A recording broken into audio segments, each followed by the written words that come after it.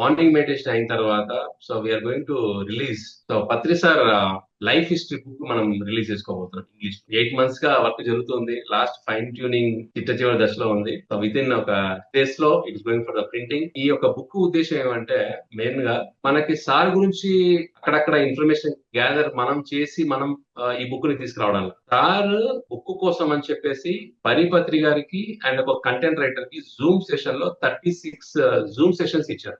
అది ఎక్కడ రిలీజ్ అవ్వలేదు. సో ఒక 36 జూమ్ సెషన్స్ ఎక్స్క్లూజివ్ గా బుక్ కోసం అని సార్ లైఫ్ హిస్టరీ సారే చెప్పారని. నేను అక్కడ యాక్చువల్ గా జూమ్ టెక్నికల్ గా ఆర్గనైజ్ చేసేదానికి అని చెప్పేసి ప్లేస్ లో ఉన్నాను అక్కడ.